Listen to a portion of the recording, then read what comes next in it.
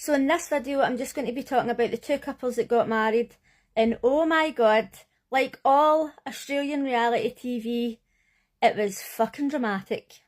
First we have Lauren, 37 years old, whose dream in life is to be a trad wife. Literally one of the worst types of people I could ever possibly imagine. However, I'm sure that not all trad wives are cunts, but she seems to be.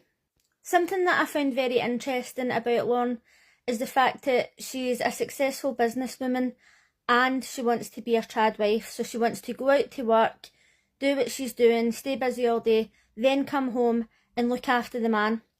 And she said, I don't think that women should ask men to do tedious jobs like take out the trash and empty the dishwasher. But it's alright for a woman to do it because they're inferior. Fuck off, Lauren. And I know there's a lot of trad wives out there who don't work, or they just do social media, or they stay at home with the kids, and they feel like that's their job, and then they look after the man because he's out earning the money. But in her case, she wants to do the work, earn money, and look after the husband, which is absolutely weak as fuck, if you ask me. But anyway, she's a good looking woman. She seems happy to be a slave to a man. Each to their own, wouldn't be me. So as usual, we've seen a few of the grooms and a few of the brides, and then we found out who was getting married. But in these videos, I'm only going to be talking about who actually got married in each episode. Otherwise, it'll be way too long. So we've seen Elliot, who is a cunt. A complete fucking cunt. And the whole time, like before you found out who was going to be coupled up, I kept thinking, I hope Lauren's paired up with him. I really hope Lauren's paired up with him. See, when I found out that that's who she was marrying, I was like, fucking yes. He was saying that he wanted a traditional relationship. He wanted his woman to be feminine. She had to look like a model. And when he was on the Bucks night, he was saying that she had to be attractive or he would walk out, and he wasn't even going to give it a chance if there wasn't an initial spark. And he says like the way to treat a woman is to tell her that she doesn't look good and all this fucking shit. Misogynistic, narcissistic fucking arsehole. All the other guys were like, what's his problem? And he says, oh, I know I'm a catch. To be fair, this isn't the best picture that I've picked, but confidence is key. Just as I was thinking, okay, they two are paired up, both of them are cunts, they're going to be arseholes to each other and I'm not going to feel bad for any of them. Perfect. Then we're introduced to her sister. At first I thought Lauren was bad because she was saying to her, oh, I didn't want you to wear your big earrings, and the two of them were being really bitchy to each other, and she was like, oh, I've definitely lost weight and I'm skinnier than you, right? And I thought, oh, she's just retaliating because Lauren's such a bitch. No. No. They are both arseholes. At the wedding, she was making snidey comments about how it all looked, and I thought it looked lovely. But then when the meals came out, she says, oh, I'm pescatarian, and you didn't like provide the meal for me. She's like, oh, I'm the bride's sister, I'm unhappy, yous have treated me like crap, and whatever else she was saying. Oh my god, she's such a fucking attention seeker. It was a total embarrassment. And I thought, oh my god, I actually didn't like Lauren. She's like a million times worse. When Lauren was trying to get to know Elliot, she kept butting in and asking stupid questions. Now, I understand that the show edit things to make it look more dramatic, and she maybe wasn't butting in like that, but I think she might have been. When they were up doing their first dance, she was like, oh, get into him, like she's frigid and shouting all this. And at one point she says, I'm going to leave. And Lauren says, oh, smile when you're talking to me, like you're making me look bad. I'd have just told her to leave. I'd have been like, see, if you're not happy, get your fucking jacket and take your fucking miserable fucking bitch jealous face to fuck. Lauren was saying that her family and friends normally say, like, don't let her meet anybody that you're dating for at least the first 3 months. So why does she ask her to be her best maid? The two of them clearly fucking hate each other. Lauren was talking about working and looking after a man, and she was saying, I'm an independent woman and all this. Then why didn't she tell her sister to get to fuck out her wedding? I wouldn't have put up with her shit. It took one of Lauren's friends to tell her to stop shouting during the first dance and told her she was being a diva. Why did nobody else say anything? Why does nobody else use this? I thought that Australians were quite forward.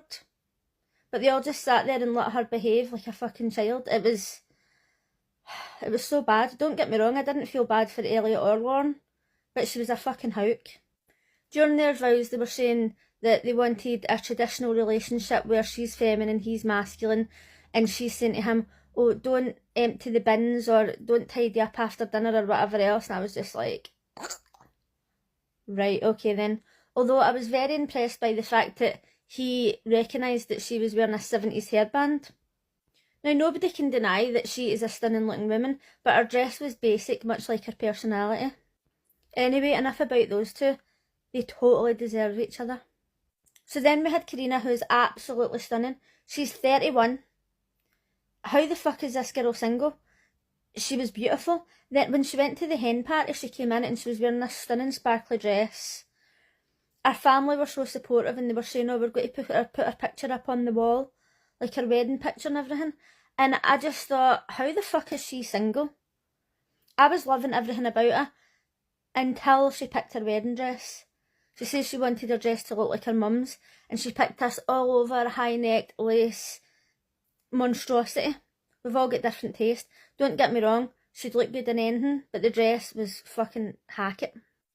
Then we had Paul, who seemed like such a nice guy, but at the time I was thinking, is he too good to be true? He was born in France. He's a handsome guy, he's a bit too masculine for my liking, but he was talking about how he'd been in love twice and one of his partners cheated on him. And you know how that way where I just thought, he's too perfect. So during their vows, it was actually so emotional. I was like, oh my god, they're a stunning couple. The family was loving it. Their vows were actually quite emotional. However, he did some of his vows in French. And I thought, nice one, she doesn't fucking speak French. You could be fucking saying anything. What is the point in that? I know that some people are wooed by the French, not me. So everything looked as if it was all fine and well. What do you think of this dress? I absolutely detest it. I mean, she would look stunning in anything, but to me, that's just a no. Anyway, it wasn't my wedding, so it doesn't really matter what I think. So then it shows you a clip of her talking to one of the producers or one of the camera people or whatever, and she says, oh, do I have a different option? So it turned out that they two had been on a date like 8 months before. She says they went on a hike and then they were meant to meet up again, and he says that he was going somewhere with his roommate and then he never got back to her. Now, what I didn't understand was why she stood up at the altar and didn't say anything. I would have said, oh, can we stop? Like, do I have another option? Because once you've went through it, that's it. And I know that they only pick out a certain amount of people for the couples, but I really feel like she should have spoke up at the time if it was really bothering her that much. Meanwhile, he was talking to another producer or camera person, and he was saying that he ghosted her, it was all his fault, but he wasn't in the right headspace at the time. This is what I can't stand about men. He says I should have communicated. It literally doesn't really take a lot of effort to send a text, does it? He says, like, I was going through a lot, I wasn't in the right headspace, I feel as if the universe has put us together for a reason and I want to apologise to her. But he ghosted her. There's literally no need to ghost people. Why didn't he just send her a text saying, look, I'm not in the right headspace, or I don't know, maybe we should wait a couple of weeks, or anything, any communication whatsoever. But instead, he was a wee fucking shitebag bastard and ghosted her. I can't be fucked with people like that. So they had a chat about it and she decided to give him another chance. He spoke to the family and he let them know that they knew each other and that he basically ghosted her. And then she was well impressed because she says, oh, he's actually talking to my family about it. But I don't know. I don't trust him now. In the next episode, it shows you a clip of what's going to happen. And surprise, surprise, Elliot's not happy already. He says he had a specific list of what he wanted. He says that he wanted the woman to be under 30. Keep in mind that he's 38. So, what does that tell you? He's obviously a controlling, narcissistic, misogynistic cuntbag. And you know what? I don't even care if he leaves her because I don't like her anyway. Let me know what you thought of last night's episode. And let me know, would you have let your sister act like that? I'd have just told her to get to fuck. Anyway, it was so dramatic. I loved it. I'll see you again tonight. Bye.